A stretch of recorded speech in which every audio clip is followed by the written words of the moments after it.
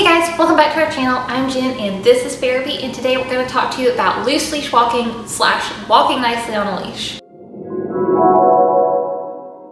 Just like with every video, I just want to point out that this is from my experience only. So of course, I just want to point that out and let you guys know that I am not a trainer. This is from my experience of just being a dog mom, having dogs my whole life, and things that have worked for me.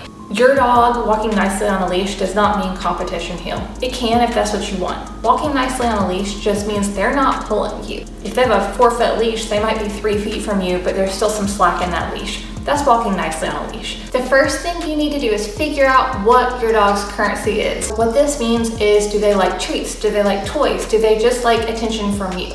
So this is the first key to figuring out how to train your dog on any aspect, but particularly loose leash walking, because there's going to be a lot of distraction. So whenever you start training them and walking on the leash, after you know their currency, then you can use that to your advantage. Next, you need to pick your leash length. I prefer a 4-foot length so your dog can't get too far away before you correct them. You can go for a 6-foot if you want, but don't use a flexi and don't use anything longer than a 6-foot to train. The other thing you're gonna wanna decide is, do you wanna use a collar or a harness? Personally, I taught therapy on harness. I've taught all of my dogs on a harness, and then we've moved to a flat collar afterwards, just because it's safer for their body.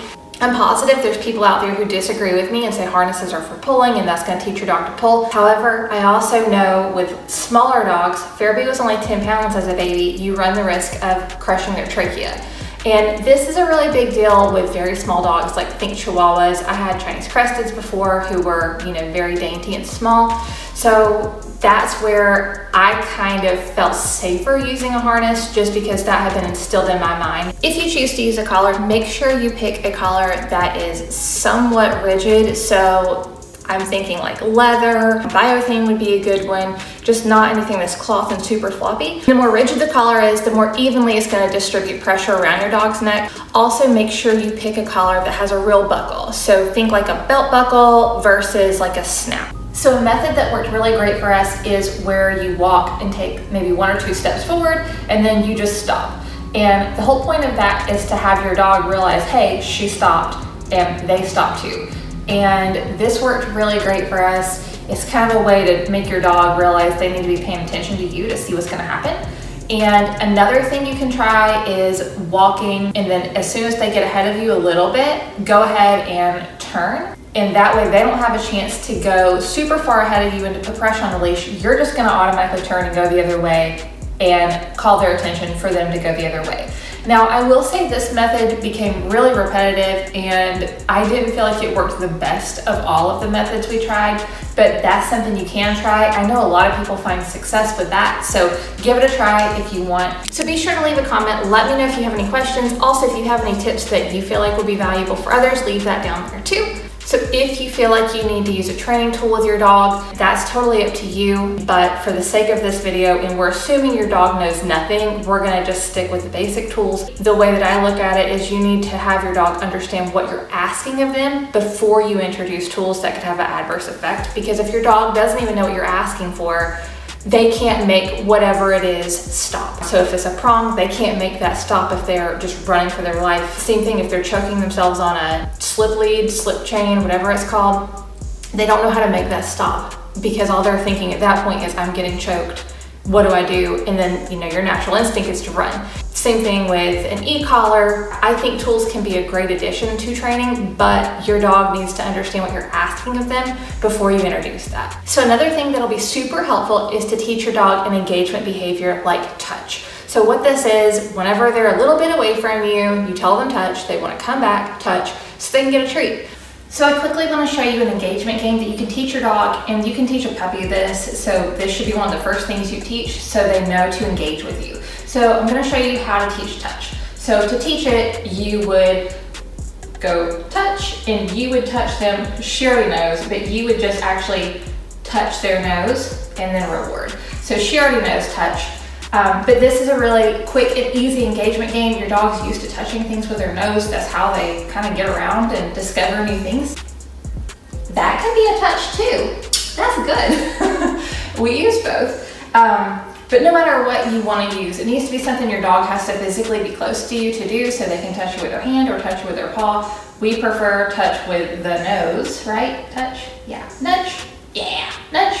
Yeah. Nudge. Yeah. Good. Nudge is a really good engagement game. You can also call it touch, whatever you want to call it. I call it nudge because touch is with her hand, nudge is with her nose. So it's a super easy thing to teach a puppy. Another thing you might have success with is a toy. So if you need to squeak while you're teaching your dog to walk, you can do that too.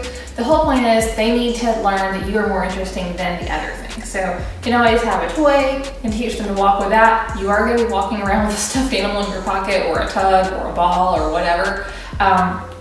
But it is a good way to keep them engaged. And a lot of times this is super helpful for a baby dog too. And I know there's going to be people who say, you shouldn't teach your dog that way. But it's the same thing. Whenever you are a parent and you take your small child out, you don't just expect them to know how to act. You usually take something for your child whenever they're out in public. So same thing whenever you're teaching your dog to walk. They're still babies. And then get them engaged with you. Yeah, yes. So this is something you can work on even whenever you're not working on leash manners yet. If your dog just came home and they're getting used to just being in your environment, you can teach an engagement behavior. This is going to give them something to be proud of, that they know, oh, hey, I can do this thing and get whatever reward right now. And if they know that, sometimes it's easier for them to put together that, hey, I need to do that thing, rather than I need to walk next to mom. Now, when you are starting your leash training, you want to start inside. You want to set your dog up for success. You want your dog to be so successful at this and so good at this that they don't feel like they're even being trained at all. They just feel like, oh wow, I'm really good at this. I know what to do. You want to give them that confidence, because if they know what to do, then they're going to do it and they're going to be proud and they're going to want to show off and do the thing. Another way you can sort of stay inside, but maybe add a little bit of distractions to it. If your dog's not allowed in certain parts of your house, for example, then walk them in there on a leash, because they're going to be naturally curious about what goes on in this room. Maybe it's the garage, maybe it's a storage room, maybe it's a room that they're just not allowed in because they're just not allowed in there. Walk your dog on a leash in that room after they're used to walking on a leash in the regular part of the house. Next, you're gonna wanna move to maybe your front porch if you have a front porch. If you have a back porch where it's less distractions, start there. You heard me say porch, yeah. A front door step, whatever. And you might only be walking a 3-foot length and turn around and coming back. The point is to let your dog walk where they're supposed to walk over and over and over until they understand. And then you're gonna move to maybe the driveway. So of course, every method is not gonna be suitable for every dog out there. I think it's great that we have the internet where we can learn from each other and share stories and share advice and tips and tricks, but always train the dog in front of you, and don't think just because something worked for me that it's gonna necessarily work the same for you. Definitely check out other YouTube videos, talk to other trainers in real life, talk to groups, talk to people in your community, and see what's worked for them. So you need to make an effort to work on leash training a couple times a day outside of potty time. Good girl, yes. Good check-in, baby. Good check-in, yes. So good, yes. Good girl. You do good. So leash training is not gonna happen overnight. It's gonna take a while, because every step that you take, every time you level up and go from walking in the living room where they've walked around their whole time they've been with you to walking outside, that's leveling up. And so you're adding distractions, you're adding things that are out of your control, honestly. And it's gonna be harder for your dog to behave and walk on a leash nicely. So once you go out in the driveway, it's harder. You go up the road just, maybe 10 feet, it's harder.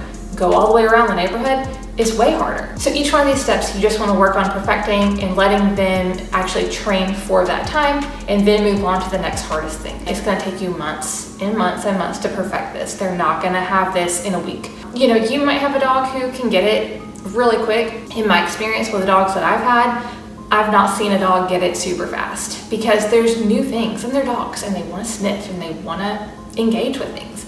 So even if your dog is so engaged with you and loves you so much, they're still going to be distracted by things, because there are things. If you notice there's a bird up the road and you see it and you're like, that bird is huge, my dog is gonna go ballistic, go ahead and get them engaged with you. Don't give them a chance. Keep them engaged as possible. Occasionally your dog is gonna see something that you don't see, or see something before you see it, and they are going to have to be re-engaged. And at that point, that's a perfect time for you to say, touch or whatever you want them to do and get them to come back to you and start over. Fairby is very food driven, so I found a lot of success with holding a treat about where I want her to walk. That works so well for us. So you're not gonna have to stay as engaged or holding the treat, holding the tug, holding the toy, whatever, where you want them to walk forever. This is something to help them set themselves up for success. You start phasing those things out, and then eventually you don't have to have that with you.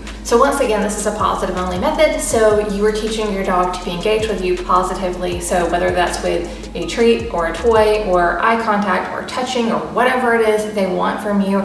So you hold that thing that they want and you can give it to them, and all they have to do is just be good.